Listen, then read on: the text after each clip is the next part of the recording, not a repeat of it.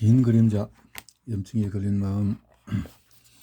지금 우리는 데카르트가 최초로 제안했던 이원론이 세부적으로 다 틀렸다는 것을 안다. 데카르트는 솔방울 셈이 인간 신체 기계에서 중초적이고 역동적인 역할을 하리라 예상했지만 사실 훨씬 미미한 역할만 한다. 솔방울 셈은 햇볕의 일간 주기와 계절 주기에 민감한 생체 시계이며 24시간마다 규칙적인 각성과 활동의 일정의 리듬을 유지하는 생리적인 체계의 한 부분이다. 중요하지만 우주적인 의미를 띈 것은 아니다. 솔방울 셈은 별로 움직임이 없고 내실 속에서 액체의 흐름을 통제하지도 않으며 몸의 모든 신경 섬유에 연결되어 있지도 않고 영적으로 조율되어 있지도 않다. 병으로 솔방울 셈이 다치거나 손상이 되면 환자는 수면, 각성 주기가 무너지는 불편함을 겪을 수 있다. 하지만 몸에서 분리된 의식이라든가 물리적인 세계에 의해서 오염되거나 정보를 제공받은 적이 전혀 없는 순수한 마음 상태 같은 것은 경험하지 않는다. 데카르트의 이원론이 평범한 과학 이론이었다면 솔방울 셈이 하는 일에 관해 그가 제안했던 내용과 실제로 솔방울 셈이 하는 일 사이의 불일치 때문에 그 이론은 이미 오래전에 폐기 되었을 것이다. 그러나 이원론은 과학 이론이라기보다는 인간 경험 중에서 어떤 측면이 과학적으로 다룰 수 있는 것인지, 따라서 의학적으로 존중할 것인지에 관한 하나의 관념일 수도 굳건하게 지속되었다. 인간의 신체를 기계로 본 데카르트의 시각은 의학계에서 위풍당당하게 군림하고 있다. 신체가 원자와 분자, 세포와 기관으로 이루어져 있다는 것은 보편적으로 합의된 바다. 우리는 신체를 밀리미터와 초 단위로 측정할 수 있고 다른 동물들의 생물학적 구조 및 기능과 비교할 수 있으며 신체가 보편적인 물리법칙을 따를 거라고 예상할 수 있다. 이 모든 점 때문에 신체는 과학적으로 다룰 수 있는 대상이 된다. 아직은 모든 세부를 과학적으로 낱낱이 이해하지 못했더라도 미래에는 더 완전히 이해하게 될 거라고 생각하지 않을 수 이유가 없다. 또한 우리는 역사적으로 몸에 관해 더 깊은 과학적인 지식을 쌓아가는 과정을 통해 질병에 맞선 치료 전쟁에서 어느 정도 승리를 거두어왔다. 그러니 우리가 의학적인 통제력을 갖고 있고 이원론으로 분리해낸 우리의 육체적인 측면을 진도하고 있다고 생각할 수 있다. 그러나 이원론의 정의에 따른 인간의 정신적인 측면은 현대과학과 의학이 보는 정신과는 당황스러울 정도로 다르다. 데카르트는 정신에 관해서 말할 때에 전혀 부끄러운 기색이 없이 노골적으로 영적인 용어들을 썼다. 그러나 그것은 400년 전 종교적 이성주의가 아직 유럽 문화 전반에 고루 배어있던 시절의 이야기다. 또한 데카르트는 자신의 실험의 착오에 빠지지 않게 지켜줄 존재로서 신이 필요하다고 생각했다. 그러나 그 사이에 몇 세기를 지나오면서 찬란한 과학적인 성과를 이루어온 우리는 데카르트에 비해서 훨씬 건방져졌다. 지금 우리는 신의 보호 없이도 안전하게 과학을 할 수 있는 논리와 기술을 갖고 있다고 확신하고 있고 그 확신에는 충분한 근거가 있다. 전반적으로 우리는 신이 과학과는 무관하며 과학도 신에 관해 우리에게 말해 줄 말이 하나도 없다는 관점을 갖게 되었다. 그렇다면 데카르트가 말하는 신체 기계 속의 신은 도대체 어떻게 처리해야 하는 것일까? 우리는 그것을 영이나 영혼이라고 부르는 대신에 마음이나 정신, 의식 또는 무의식이라고 부를 수 있다. 무엇이든지 우리가 부르고 싶은 대로 부를 수 있다. 하지만 그래도 여전히 그것은 물리적인 공간 안에 존재하지 않는다. 그것을 과연 측정할 수 있는지도 모르지만 할 수 있다고 해도 어떻게 측정해야 할지도 분명하지 않다. 우리는 그것이 물리법칙을 따를 거라거나 다른 동물도 인간의 마음처럼 영적 혹은 정신적인 경험을 할 거라고 예상할 아무런 근거가 없다. 그리고 솔방울 셈 이론이 권력적으로 붕괴한 이후로 마음이 몸 또는 뇌와 어떻게 연관되는지도 여전히 불분명한 상태이다. 이런 모든 점 때문에 정신의 영역은 현재나 미래에도 과학적으로 다룰 수 없는 것처럼 보인다. 우리는 현미경으로 마음을 들여다볼 수 없고 그 메커니즘을 구성하는 부분도 볼 수 없으며 따라서 몸의 병을 다룰 때만큼 마음의 병, 다른 데서 치유의 효과를 내리라고 기대할 수가 없다. 우리가 아무리 데카르트의 회의론을 증송하고 인간의 몸을 기계로 본 그의 혁명적인 시각을 높이 산다 해도 그는 우리에게 과학적인 의학이 아무도 풀지 못한 난제 하나를 남겼다. 데카르트 주의 의학에서 마음과 몸은 같은 것이 아니라 서로 다른 종류의 것인데 우리는 여전히 그 둘이 어떻게 서로 연결되어 있는지 모른다. 몸은 의사들의 영역이며 물리학을 비롯한 과학으로 알 수 있다. 정신은 정신의학자나 심리학자의 영역이며 자기 성찰적인 추측 혹은 행동을 기반으로 한 추론으로만 알 수 있다. 2018년 현재 국민건강 서비스로 움직이는 영국의 보건체계는 여전히 데카르트가 그어놓은 경계선을 따라서 구역되어 있다. 환자들은 이원론에 의해서 분리된 몸과 마음의 문제에 관해 글자 그대로 다른 문을 통과하고 다른 병원을 찾아가서 다른 교육을 받은 의사에게 진료를 받는다. 내가 하고 많은 장소 중에서 하필 국민건강서비스의 류머티즘 진료소에서 피부인에게 마음 상태에 관해서 질문했을 때 나는 나도 모르게 그 사이에 철학적인 조직적인 경계선을 가로질러버린 셈이었다. 선배 의사는 내 실수를 바로잡으려 했다. 피부인의 우울증은 관절 질환과 무관하다. 어떻게 그들이 관계가 있을 수 있겠는가? 그건 분명 일종의 정신적 반응이나 필멸에 대한 두려움 또는 자신의 진행성 질환과 자신이 직면한 아무런 현실에 대한 이성적인 성찰임이 분명하다. 부인이 그저 그런 일에 대해서 너무 많이 생각하고 있었기 때문이다. 보행 보조기나 휠체어를 사용해야 할 때까지 남은 시간이 점점 짧아지고 있다는 현실을 너무 꼴똘히 생각한 것이다. 고키도 에르고 세드. 그 입장이라면 당신도 그렇지 않겠는가? 피부인만의 일은 아니다. 내가 피부인을 만났던 것은 1989년의 일이다. 거의 30년이 지난 지금은 피부인의 이야기를 상당히 다른 방식으로 설명할 수 있다. 이 다른 방식의 진단은 아직 확실한 지식이 아니다. 아직 하나의 사실로서 의학교육 과정에 포함되지 않았다는 말이다.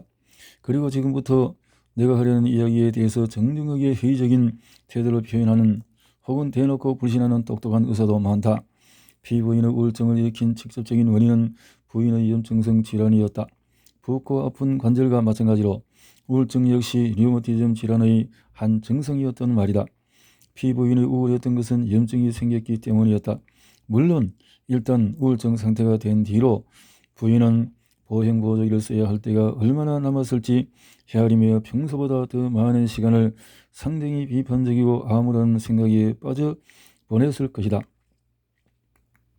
우울증이 부인의 인지를 편향되게 만들었을 것이니까. 그러니까 염증이 생긴 내가 피부인을 미래에 대한 최악의 시나리오를 곰곰이 곰씹는 쪽으로 편향시킨 것이다. 물론 피부인은 자신이 염증 질환을 앓고 있다는 것을 알았다. 자신이 류머티즘 질환에 걸렸다는 것을 알았고 그것이 무엇을 의미하는지도 알았다. 부인은 면담하기가 아주 쉬운 환자였다. 처음 만난 젊은 의사에게 자신의 병에 대해서 알아야 할 모든 것을 정확히 말해줄 수 있는 그야말로 풍부한 경험을 쌓은 전문가였다. 데카르트의 충실한 후예인 의사라면 단지 부인이 자신의 류머티즘 질환에 관해서 생각했기 때문에 우울증에 걸렸다고 생각하겠지만 나는 그렇게 생각하지 않는다. 자신이 진행성 염증 질환에 걸렸다는 사실을 아는 것이 우울함을 안기는 충격이라는 것은 나도 인정한다. 그러나 나는 피부인의 공격을 다른 방식으로 생각해 볼 수 있다고 생각한다. 부인은 단지 자신이 염증 질환에 걸렸음을 알았기 때문이 아니라 더 단순하게 염증 질환에 걸렸기 때문에 우울증에 걸렸던 것이다. 어떻게 그럴 수 있을까? 관절 질환이 어떻게 우울증을 유발할 수 있을까? 우선 류머티즘 관절염에 관해서 대부분이 동의하는 점부터 이야기해보자. 관절염은 관절에 생긴 병을 의미하지만 류머티즘은 근본적으로 면역계 질환이다. 여기서 관절은 어떤 의미에서 면역질환, 다시 말해서 자가 면역질환의 피해자인 셈이다. 류머티즘 질환은 면역계가 자기를 공격적으로 감염시키는 즉 비자기 적이 아니라 자기를 공격하기 때문에 발생한다. 류머티즘 환자의 면역계는 환자 자신의 몸속에 있는 좋은 항체들이 결합하도록 콕 집어 디자인된 나쁜 자가형 항체들을 마구 쏟아낸다. 마치 몸의 다른 부분에서 만들어진 항체들이 몸을 공격해서 감염시키고 있다고 면역계가 착각하는 것 같은 상황이다. 면역계는 나쁜 항체와 좋은 항체가 싸우기 위해서 자기와 싸우기 시작하고 그러면은 돼식세포들까지 맹렬히 싸움에 뛰어든다. 관절과 몸속의 다른 여러 곳에 떠들이고 있던 돼식세포는 몸속에 그렇게 많은 자가 항체가 선언하고 있다면, 다시 말해서 공중으로 그렇게 많은 총알이 날아다닌다면 근처에 진짜 적이 나타난 게 분명하다는 결론을 성급히 내리는 것이다. 그래서 사이토카인을 쏟아내고 유독성 폐기물을 토해내면서 관절의 염증을 일으키고 근처 동네를 흉단 폭격한다. 이런 일은 수년 동안 계속될 수도 있다. 면역계는 원래 스스로 만든 위협을 쉽게 제거하지 못하기 때문이다. 림프는 계속해서 자가 항체를 만들어내고 대식세포는 계속해서 가짜 적을 두들겨 패면서 근육과 뼈와 콜라겐을 손상시켜서 결국 환자의 관절에 만성질환을 일으키는 지경에 이른다. 류마티즘성 관절염은 면역계의 어두운 이면, 즉 면역계가 자신에게 어떻게 해를 입히는지 보여주는 전형적인 예다. 이 이야기는 피부인의 손이 잼병도 못 열 정도로 뒤틀리게 된 경위를 면역학적으로 설명한다. 그러나 부인이 아침에 잠에서 깨면은 아침 식사를 하러 침대에서 나올 힘도 없을 만큼 기진맥진한 느낌이 드는 이유는 설명하지 못한다. 기진맥진한 부인의 상태는 최소한 류머티즘성 관절염이 국소 질환이라는 잘못된 생각에서 벗어나게 해준다. 물론 임상검사에서는 국소 질환처럼 보일 수 있다. 어떤 관절에는 염증이 생기고 어떤 관절에는 생기지 않기 때문이다. 하지만 그 병의 분자 단계에서 본 원인은 국소성이 아니라 전신성이다. 자가항체와 사이토카인은 몇 군데의 국소 분쟁 지역에 집중되어 있는 것이 아니라 전신을 선언한다. 의사들이 혈액 검사로 류머티즘 질환을 진단할 수 있는 것도 바로 그 때문이다. 피부인 같은 환자들의 혈액을 분석해보면 사이토카인과 기타 염증 단백질의 농도가 정상보다 훨씬 높다. 피부인은 관절뿐만 아니라 온몸에 염증이 난 상태였다. 그리고 온몸이라는 말에는 뇌도 포함된다. 1989년에 나는 피부인이 자신의 아무런 앞날을 생각한 결과 합리적인 수순으로 우울증 상태에 도달했다는 선비의사의 의견에 동의했고, 하지만 혹시라는 토조차 달지 않았다.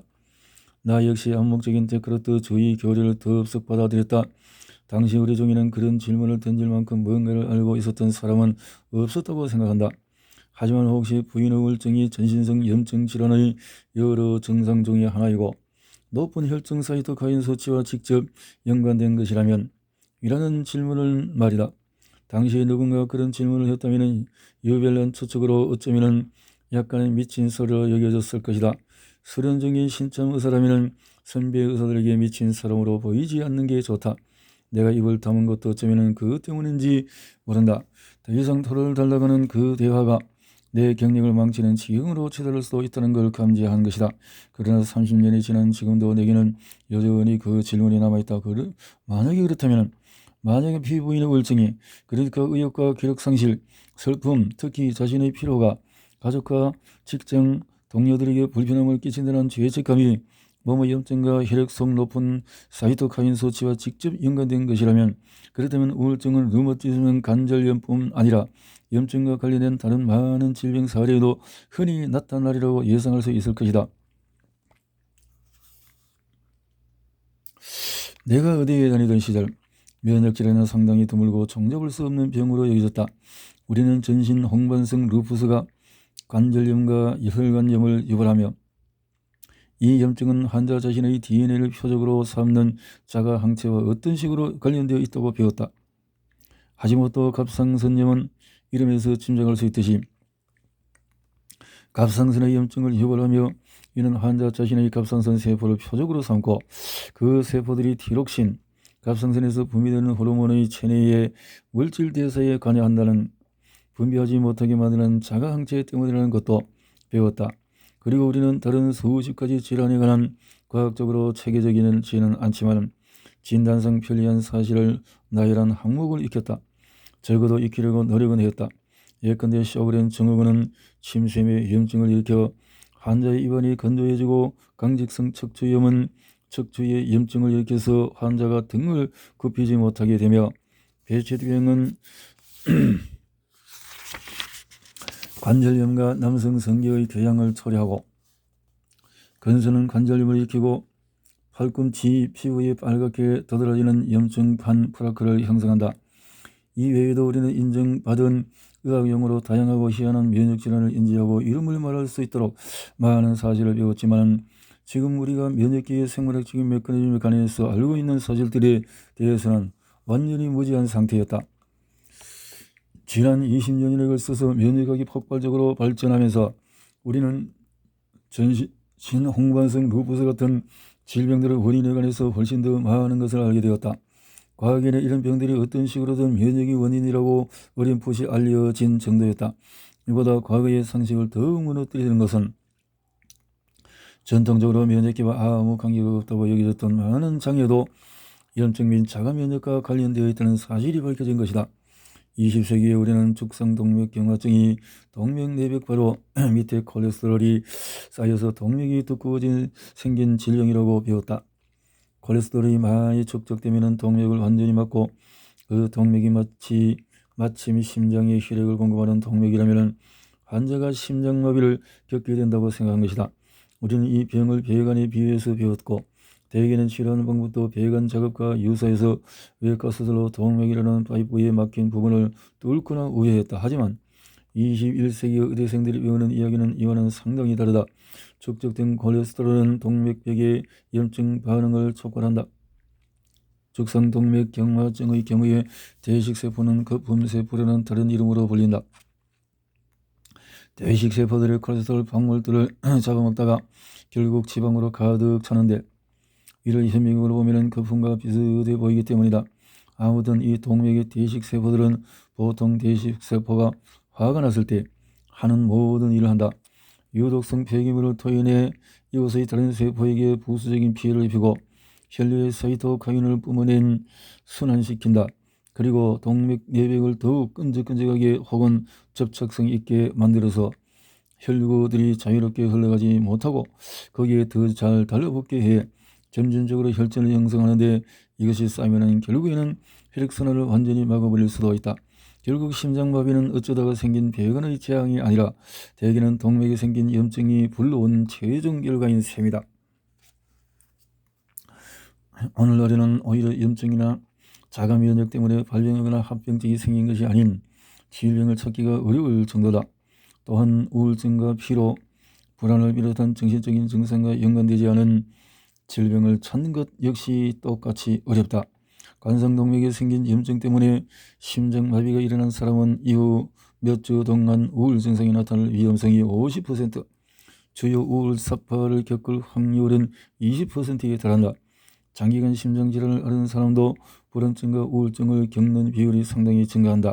그리고 우울증은 관상동맥 질환의 위험 요인이자 심장마비에서 회복하는 것을 어렵게 하는 위험 요인이기도 하다. 우울증과 심장병 사이에도 우울증과 류마티즘성 관절염 사이에서 양방향의 영향이 작동하는 셈이다. 심장병과 관절염은 더욱더 우울증의 위험을 높이고 우울증은 그만큼 심장병과 관절염의 증세를 악화시킨다. 당뇨병이 있다면 우울증에 걸릴 위험은 최소 2배 높아집니다. 다발경화증이 있는 사람은 주요 우울사파가 생길 확률이 3배 높고 자살 위험성도 커진다. 이런 목록은 계속 이어진다. HIV, 암, 뇌졸중, 만성기관지염 등 어떤 병이든 될 수 있다. 무엇이든 장기적인 신체 질병을 앓는 환자는 대부분 정신건강 문제들이 생길 위험이 증가하고 그 중에서 가장 자주 나타나는 것이 우울증이나 피로 증상이다. 피부에만 그런 것이 아니다. 강력한 제과를 더 주의자라면 오랜 세월 이어온 방식으로 거듭 되풀이해 말할 것이다. 글쎄요, 만약 내가 퇴이성 혈거염이든 뭐든 아주 고약한 병에 걸렸다는 것을 안다면 나도 상당히 우울하거나 불안해하거나 필요하기까지 할 거라고 충분히 상상이 되는데 말이죠. 언제나 그랬듯이 이것은 완전히 틀린 말이 아니지만은 절대적으로 혹은 유일하게 혹은 옳은 말도 아니다. 이와 달리 우리는 염증이 거의 모든 심각한 의학 질환에 광범위하게 연관되어 있다는 새로운 지식을 받아들일 수도 있다. 그리고 시부인과 같은 많은 환자가 겪는 정신건강성의 문제들은 그들의 신체적인 증상을 유발한 바로 그 염증 메커니즘에 의해 직접적으로 일어난 것일 수 있다. 염증이 그렇다라는 거죠.